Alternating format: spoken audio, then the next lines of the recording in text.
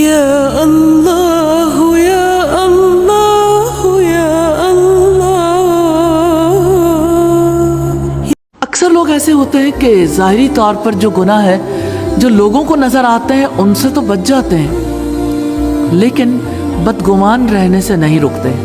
کتنے لوگ ہیں جنہیں بدگمانی کا وائرس لگا ہوا ہے، وہ اپنے آپ سے جسٹیفیکیشن دیتے ہیں، جسٹیفائی کرتے ہیں کہ ہم بہت سینسیٹیو ہیں، ہم بہت ٹچی ہیں، ہم بہت جلد محسوس کر جاتے ہیں۔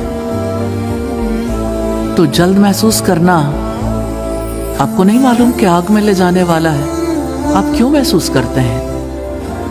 آپ خامخواہ محسوس کرتے ہیں اور خامخواہ دوسروں کے بارے میں نیگیٹو اوپینین رکھتے ہیں، نیگیٹو رائے رکھتے ہیں۔ آپ کو نہیں پتا کہ اس سے آپ اپنے دل میں کسی کا امیج بریک کر دیتے ہیں، اور جب آپ کی زبان بولتی ہے تو امیج بریکنگ کرتی ہے۔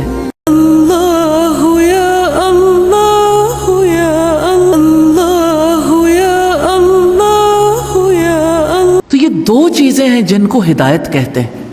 ہم نے پہلے پارے میں بھی بات کی تھی، آج تیسرے پارے میں بھی دوبارہ یہ بات کر رہی ہوں کہ نفعمند علم اور عمل صالح کی توفیق کو ہدایت کہتے ہیں۔ لوگ کہتے ہیں اللہ تعالیٰ ہمیں ہدایت نہیں دیتا۔ بھائی آپ نفعمند علم حاصل کرنے کی کتنی کوشش کرتے ہیں، اس کے لیے کس قدر تگ و دو کرتے ہیں؟ تو جس کے پاس نفعمند علم نہیں ہوتا اسے عمل صالح کی توفیق بھی کم ہی ملتی، کیونکہ عمل صالح کے لیے اس کا دل تیاری نہیں ہوتا۔ تو ہدایت اللہ سبحانہ و تعالیٰ کے اختیار میں ہے، جس کو چاہتا ہے دیتا ہے۔ تو یا اللہ یا